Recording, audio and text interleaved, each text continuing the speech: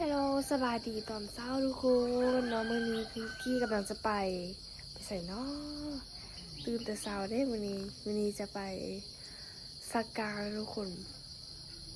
เดี๋ยวนี้ก็เข้าฤดูก็จะเข้าฤดูฝนแล้วเนาะเพราะว่ามันก็โหนมาหลายเดือนอยู่ทุกคนผ่านสงกรานต์ก็ได้จะเดือนได้เดือนเดียวแต่ก็เริ่มฝนตกทุกมื้อนะทุกคนแบบบ่ตกตอนเช้าบ่ตกตอนเช้าก็ตกตอนสวยบ่ตกตอนสวยก็ตกตอนแรงเนาะมันตกแบบมื้อนึงต้องมีเทื่อนึงนะทุกคนมันตกบางทีก็ตกเบิดมือเนาะแต่ว่ามื้อนี้น่ะบ่ตกยังบ่ตกตอนเช้าบางทีก็จะตกตอนแรงแหละเพราะว่าเมื่อวานน่าจะตกเมื่อวานนี้นี่ทุกคนพิกกี้แบบกำลังจะไปหน้าเนาะแต่ว่าให้ทุกคนมาแวะเบิ่งหมักหมูนี่ต้นหมักหมูอันนี้มันขึ้นมาเองทุกคนโอ้ my god เบิ่งนี่เห็นบ่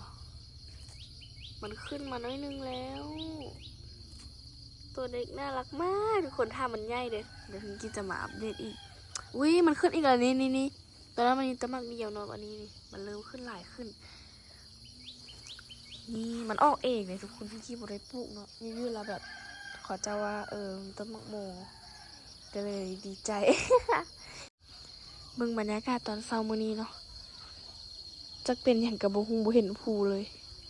เมฆหรือว่าโมกกับบ่ฮู้บังหมดเลยขาวจั๊วะเห็นบ่มีป่ามันจะเป็นแบบน้ำมันจะเป็นแบบนี้นะเป็นเม็ดอย่างนี้นะเพราะว่าป่าตอนน้อยๆเนาะทุกคนตอนนั้นฮอนๆล่ะใบไม้ร่นเมิดวันนี้ฝนตกใบไม้เริ่มปุ้งล่ะเขียวงามขนาดเลยไก่หลายเท่หลายว่ะไก่ไม่เท่าเนาะมีพี่เกียบอุปกรณ์มาแล้วตักข้าวแล้วก็เอาไปป้อนไส้หูเดี๋ยวไปเบิ่งทำกันทุกคนว่าเสียเท่าไหร่อุดหมูฟ้าทางเปลี่ยนทั้งนั้นโอ้โหข่อยกับมาอยู่หน้าทุกคนแบบต้องมาให้ตอนเช้า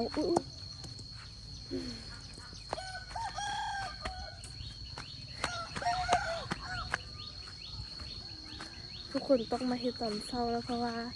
ตอนสวยกับตอนแรงมันฮ้อนเฮ็ดได้ตอนเช้าแล้วก็เลี้ยวเลยมื้ออื่นแล้วจึงมาเฮ็ดใหม่ล่ะสิเฮ็ดได้ตอนเช้าเนาะเบิ่งตอนเช้าแดดบ่ออกดิก็บ่ฮ้อน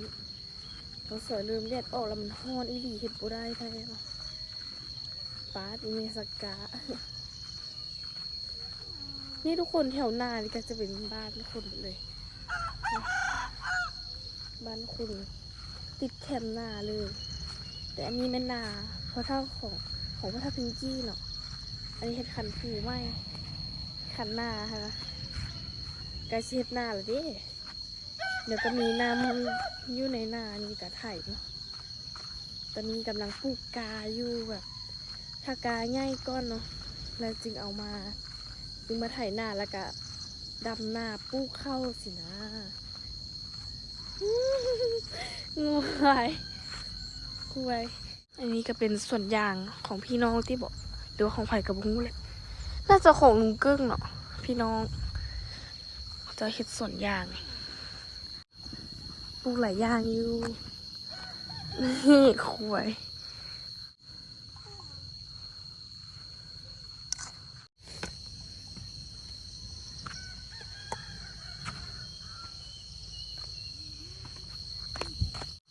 มื้อนี้ดาบี้ยังบ่ตื่นนอนเมื่อวานนี้มื้อซืนเนาะเพราะว่าเมื่อวานนี้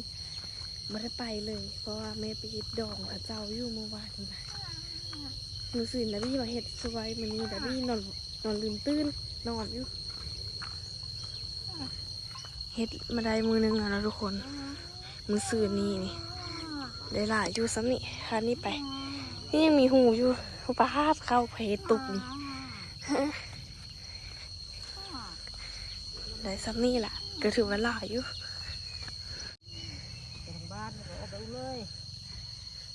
อันนี้ก็เป็นข้าวที่เฮากินขนาดไหมเนาะที่แบบหวานตั้งแต่ปีที่แล้วนะแล้วก็เอามาเฮ็ดเป็นกาปลูกอีกเป็นแรน บูเจ็บหลังแล้ววะเมื่อวานนี้ นางเฮ็ดจนเจ็บหลังอะค่ะโอ้ยท้องห้องกินข้าว เอาไหมฮูนี่คือโบเซอร์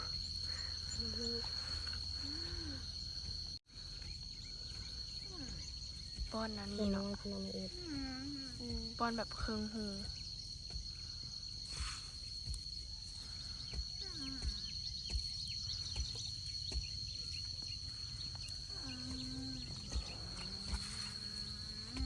ตักเกี้ยนไปเลยละตักก้อนละแบบนี้ ฝนบ่ตกติ ตักเกี้ยน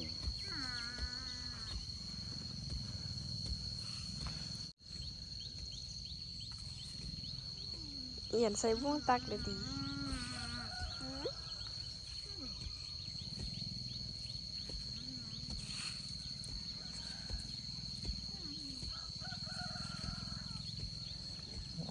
เก็บอะไรเรากินได้สิเก็บ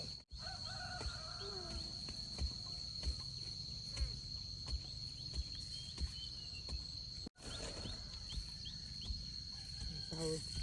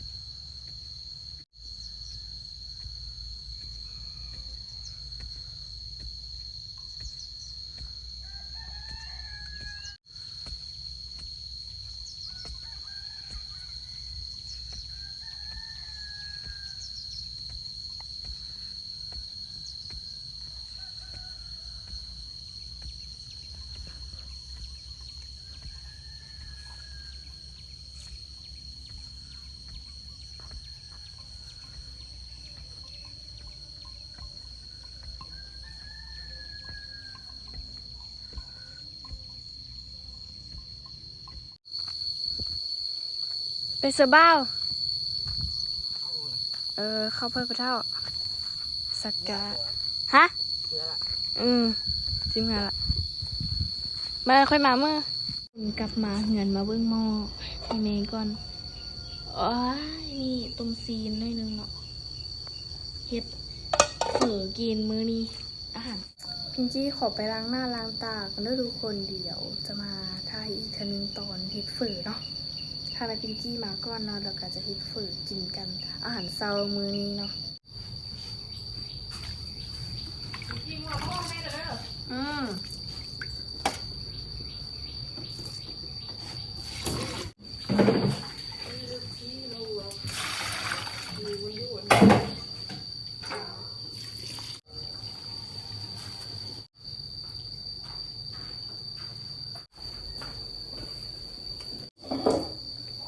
ชิ้นเตี้ย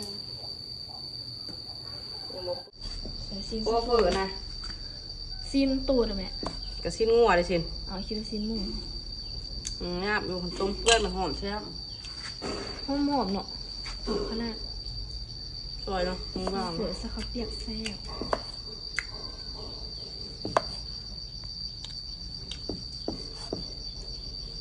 มึงก็นอนแปะไปนอนเลยจ้ะดูข้าอันจริงล่ะมีหมดกองข้างสีฟ้าเลย